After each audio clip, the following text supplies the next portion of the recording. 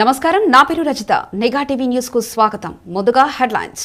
కొంతమంది అపోజిషన్ ఉన్న వాళ్ళు ఎన్ని రకాల ఇబ్బంది పెట్టాలో మా ప్రభుత్వాన్ని పడుతున్నారు. అయినా మా ముఖ్యమంత్రి గారు దాన్ని తిప్పి కొడుతున్నారు, మంత్రులు తిప్పి కొడుతున్నారు, మా కార్యకర్తలు తిప్పి కొడుతున్నారు.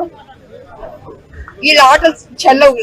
ఎందుకంటే 7 లక్షల కోట్లకు అప్పుకెళ్ళిపోయింది ఈ రాష్ట్రం. ఎవరి వల్ల అంటే కేసీఆర్ గారు కొన్ని అంటూ. మరి ఇంత 7 లక్షల కోట్లకు అప్పుకెళ్ళిన రాష్ట్రాన్ని సెటిల్ చేయాలంటే డెఫినెట్ గా టైం పడుతుంది. ఓవర్ నైట్ లో అది అద్భుతాలు జరగాలంటే కుదరదు. ఖజానా మొత్తం ఖాళీ చేశాడు.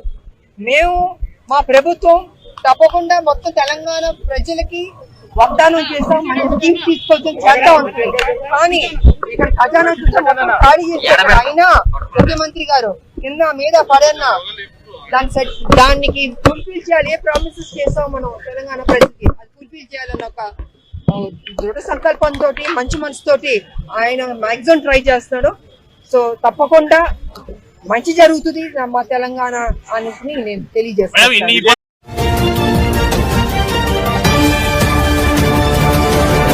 నమస్కారం, నా పేరు రజిత. నిఘా టీవీ న్యూస్ కు స్వాగతం. ముందుగా హెడ్లైన్స్.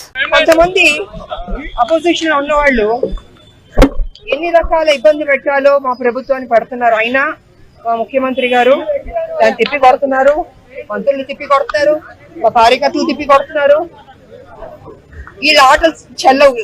ఎందుకంటే 7 లక్షల కోట్లకు అప్పుకెళ్ళిపోయింది ఈ రాష్ట్రం. ఎవరి వల్ల అంటే కేసీఆర్ గారు కొన్ని అంటూ. మరి ఇంత 7 లక్షల కోట్లకు అప్పుకెళ్ళిన రాష్ట్రాన్ని సెటిల్ చేయాలంటే డెఫినెట్ గా టైం పడుతుంది. ఓవర్ నైట్ లో అది అద్భుతాలు జరగాలంటే కుదరదు. ఖజానా మొత్తం ఖాళీ చేశాడు. మేము మా ప్రభుత్వం తప్పకుండా మొత్తం తెలంగాణ ప్రజలకి వాగ్దానం చేస్తాం, స్కీమ్ తీసుకొచ్చి చేద్దాం అనుకుంది.